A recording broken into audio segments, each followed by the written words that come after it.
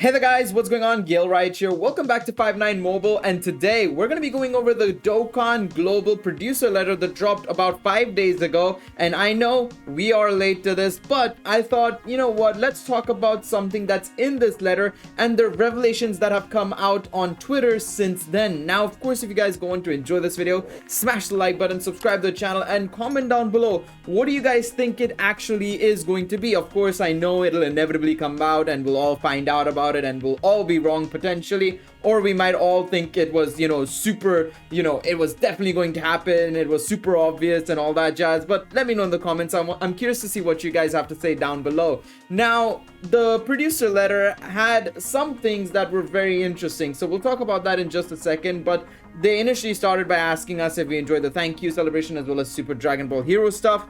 First one is a definite no. The second one I personally enjoyed. We got a red zone, the units were fun. I wouldn't say they're amazing, they were fun, and just generally it was a decent campaign. I felt it wasn't the worst, it wasn't amazing either, but in all honesty, actually no, for units it wasn't amazing, but I think as a campaign we had so many easy A's, both free and summonable. We had a red zone. It was pretty good overall, I would say. It was a pretty good celebration overall. So in my opinion, I really enjoyed the Super Dragon Ball Heroes campaign. But they also announced the current Dokkan Fest that's going on, the Vegeta and Trunks, that they were going to be coming out, which I hope everybody had some good luck on that banner if you did summon on it. Personally, I did only one rotation, didn't get anything, stopped right there because A, the banner is booty cheeks, and B, something that they teased in this letter itself kind of is making us all save up our stones for what's to come. But hopefully everybody had some good luck on this banner if you summoned, for sure. These guys are phenomenal units. Don't know if they will age fantastically. I've been talking to Minato and stuff like that, and there is suggestions that they may not be the best aging units, but right now they are super strong, super handy to have. Their leader skill is fantastic as well, so it's not a bad idea to pull for them. But that being said, the banner they're on doesn't help any situation at all. I would probably say if you're planning on summoning for these guys, wait till Saiyan Day. In all honesty, you're not really getting much use out of them right now, because you're not using your stones smartly if you go on them right now, because their banner is not that great. On top of that, you're better off spending stones probably on the Tanabata banner to potentially get the gods or the SSJ4s, to be honest, right? So in all honesty, you could get away with not summoning on the current banner that they are on right now, to maybe summon during the Tanabata version of the banner, the proper full-blown banner, or saving up your coins and buying them during Saiyan Day, which is about 2 to 3 months away, right? That's also not a bad idea, in all honesty. So you have these guys coming out, then you have the rainbow tickets as well, which is going to be fantastic. I'm going to be using them and hopefully potentially trying to get at least one of the LRs. That's the hope, at least. I'm not expecting to get Vegeta and Trunks, but I'm hoping to get at least one of these guys. But the next thing that they announced is that they will be bringing more events this holiday season. Among these, a brand new content will come out in mid-December. We will keep doing our best to meet your expectations, so please continue to enjoy Dokkan Battle. Now, the first thing that to note is that the Starry Winter Night Dokkan Festival Tons of Thanks ticket is scheduled to start from the 4th of December. Characters from the 7th anniversary celebration will show up in this summon. So that means the Christmas banner usually that they drop, where it's like, the anniversary characters, the current Tanabata LR and everything, they're gonna be on this banner. That's coming actually a little bit early, right? Usually they take about two and a half weeks to come out. Once the Dokkan Festival's out, then it takes 2.5 weeks for that Christmas banner to come out.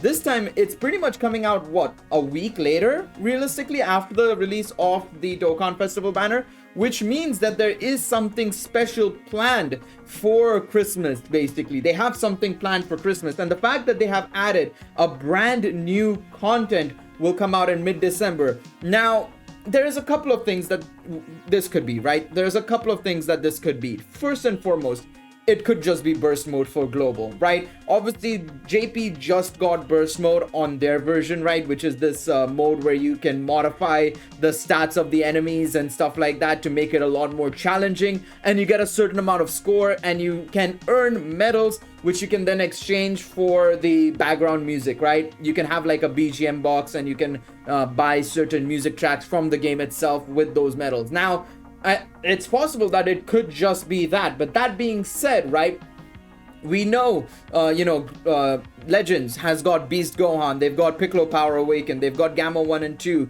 We know Orange Piccolo is in Xenoverse 2, right?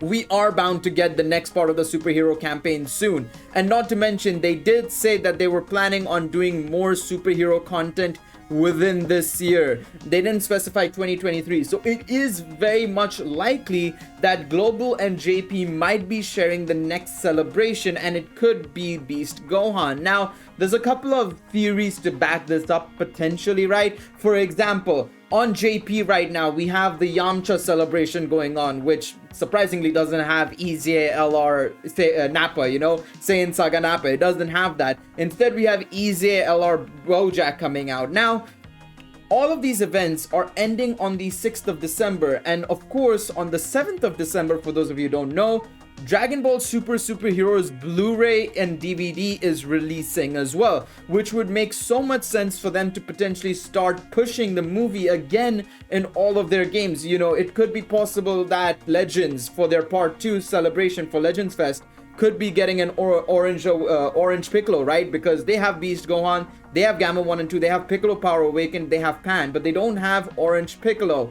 Similarly, Xenoverse 2 could be getting Beast Gohan, for example. On the other hand, Dokkan doesn't have Cell Max, it doesn't have Orange Piccolo, it doesn't have Beast Gohan. It doesn't have any of the three main, end of movie scene characters, I would say. The big moment characters. It doesn't have any of those. We only have Gamma 1 and 2, which are main characters, popular characters, but we are missing the big ones, right? So I think it's very possible that we could be getting, Beast Gohan, maybe as a Carnival LR, right? It's very, very likely that might be the case. Kind of like how, for example, we had, I think it was 2-3 years ago, we shared, Global and JP shared, I think it was the BoJack movie Gohan. Funnily enough, it was the BoJack movie Gohan, right? On the 2x Raids banner. It's very much possible that we could be sharing a banner like that for Beast Gohan. He could end up being a Carnival LR. Now, of course, I know there's been a lot of discussion on whether he should be a Carnival LR or he shouldn't be a Carnival LR. I personally think it's fine either way, as long as he's, existing in the game, for us to use, and he's a strong unit. I'm okay with that. And I think as a Carnival LR, he will be made strong. At least that's the hope, considering, how they designed Bird Q as well as Metal Cooler, you could argue, right? Both were pretty decent for Carnival LRs, right? So the idea would be nice if they actually execute it perfectly. But obviously there is a little bit of a twist as well. Now, one thing that dropped up here, actually, funnily enough, on the JP version was a new scripted event asset with Topo. Now, I have no idea what's going to happen here, because Topo being in here is a little bit weird considering all things said and done. I think nobody was expecting a Topo to come out of nowhere necessarily, but I think if we look back to previous years, right? If you look back to the last 3 or 4 years, we've consistently had TOP as a major celebration for Christmas on Global. Kaioken Goku, the Blue Bros a year ago, I think it was. Yeah, a year ago pretty much, right? Or 2 years ago, I should say, 2 years ago. Then we had a hit, right? We had a hit for Christmas.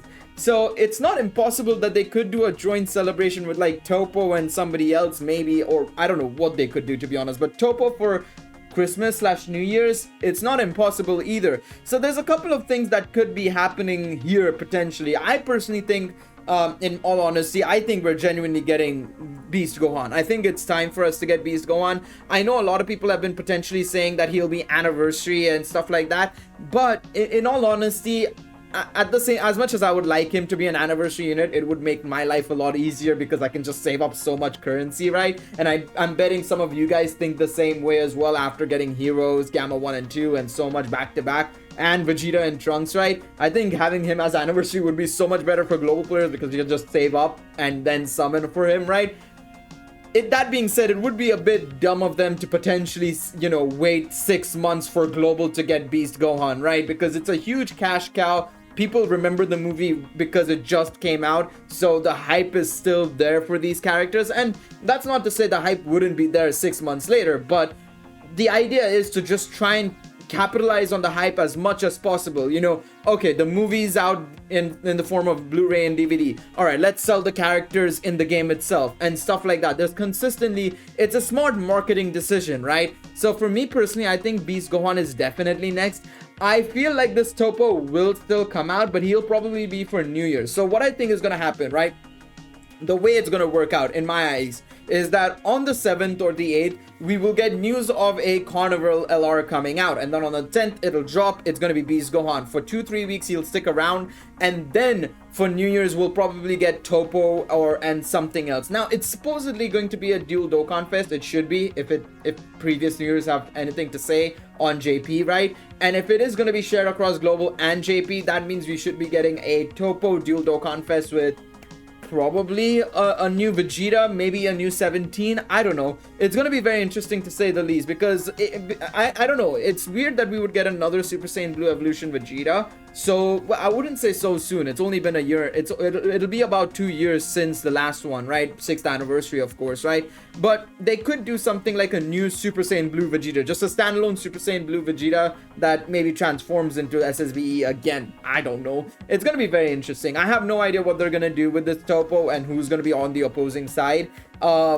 It's gonna be interesting. Let me know what you guys think down below in the comment section below. Of course, you know, if you guys have any other suggestions, maybe like you think that this Topo is a little bit of a bluff, maybe, or something that they're preparing for much later, not now necessarily, but much later. Let me know in the comment section down below. I'm curious to see what you guys have to say down below. And once again, if you guys enjoyed this video, leave a like, subscribe to the channel, and I will see you guys in the next one. It's been Gil Wright signing out. Bye bye, everybody.